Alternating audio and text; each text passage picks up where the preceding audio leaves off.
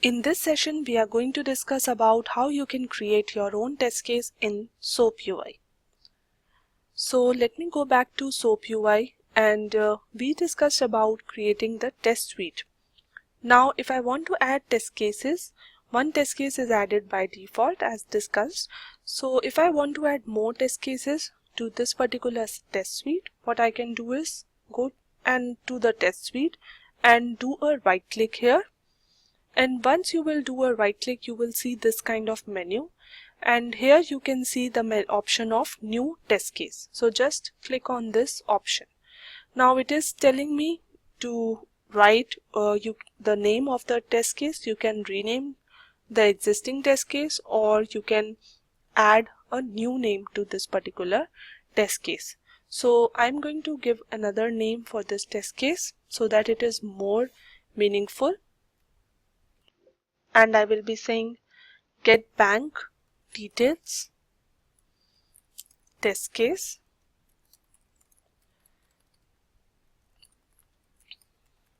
and then you can click on OK. Now once you have saved your test case, next step will be adding the test steps. So test steps is the next step to your test case. For now, I will just close it.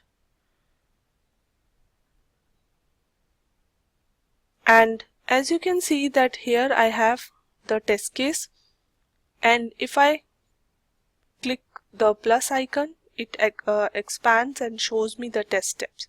But if I click on the second, it says that test steps 0, load test 0, security test 0, because we haven't added any test steps to this particular section or this particular test case.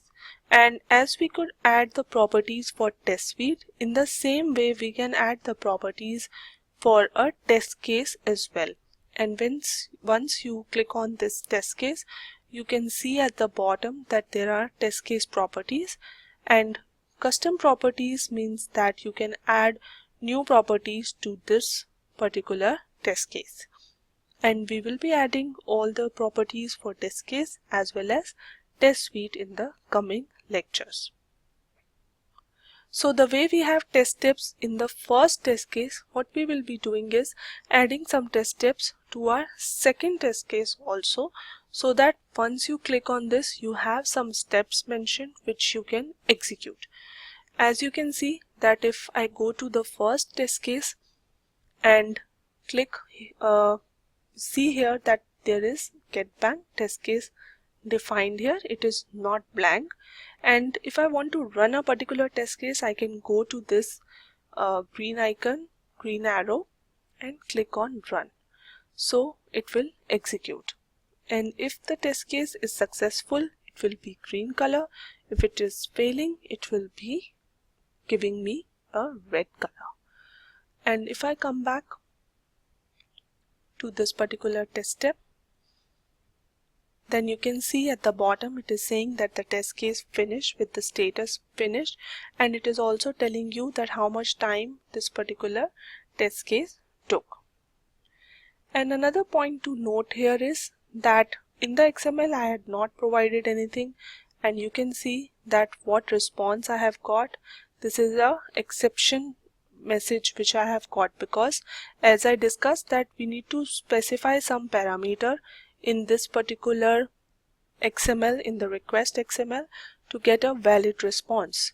But still I got green color that my test case passed, because I did not add any kind of checkpoints that in what scenario my test case should be considered as pass and in what scenario my test case should be considered as fail. So it has given me pass because it got some response from the web service.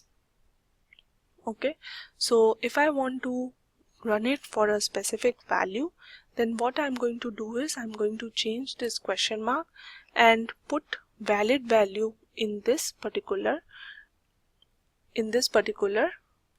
parameter place.